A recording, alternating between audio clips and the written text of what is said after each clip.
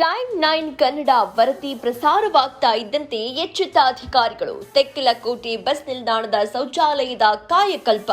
ಬಳ್ಳಾರಿ ಜಿಲ್ಲೆಯ ಸಿರುಗುಪ್ಪ ತಾಲೂಕಿನ ತೆಕ್ಕಲಕೋಟೆ ಬಸ್ ನಿಲ್ದಾಣದ ಶೌಚಾಲಯದ ಅವ್ಯವಸ್ಥೆಯ ಕುರಿತು ನಮ್ಮ ವಾಹಿನಿ ಬಿತ್ತರಿಸಿದ್ದ ವರದಿಗೆ ಈಗ ದೊಡ್ಡ ಮಟ್ಟದ ಸ್ಪಂದನೆ ಸಿಕ್ಕಿದೆ.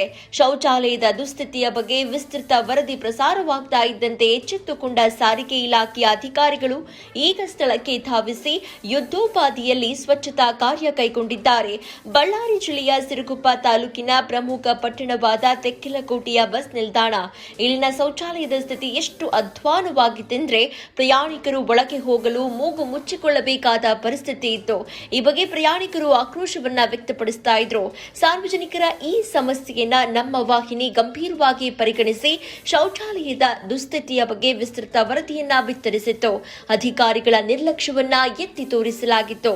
ವರದಿ ಪ್ರಸಾರವಾದ ಬೆನ್ನಲ್ಲೇ ಎಚ್ಚೆತ್ತ ಅಧಿಕಾರಿಗಳು ಸದ್ದಿಲ್ಲದೆ ಕಾರ್ಯಪ್ರವೃತ್ತರಾಗಿದ್ದಾರೆ. ನಿನ್ನೆ ಸಾಯಂಕಾಲ ಸ್ಥಳಕ್ಕೆ ಭೇಟಿ ನೀಡಿದ ಸಾರಿಗೆ ಸಂಸ್ಥೆಯ ಅಧಿಕಾರಿಗಳು ಮತ್ತು ಸಿಬ್ಬಂದಿ ಶೌಚಾಲಯದ ಸ್ವಚ್ಛತಾ ಕಾರ್ಯಕ್ಕೆ ಚಾಲನೆ ನೀಡಿದ್ದಾರೆ.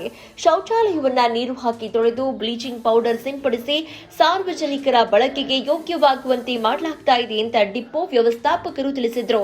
ಹಲವು ದಿನಗಳಿಂದ ಇಲ್ಲಿ ಶೌಚಾಲಯದ ಸಮಸ್ಯೆ ಇತ್ತು. ಮಾಧ್ಯಮಗಳಲ್ಲಿ ವರದಿ ಬಂದ ತಕ್ಷಣ ಅಧಿಕಾರಿಗಳು ಬಂದು ಕೆಲಸ ಮಾಡುತ್ತಿದ್ದಾರೆ. ಇದು ನಿಜಕ್ಕೂ ಸಂತೋಷದ ವಿಚಾರ.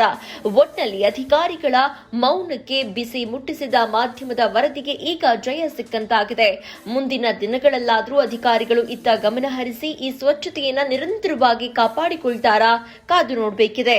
ಪವನ್ ಕುಮಾರ್, ಸಿರುಗುಪ್ಪ ಪ್ರತಿನಿಧಿ.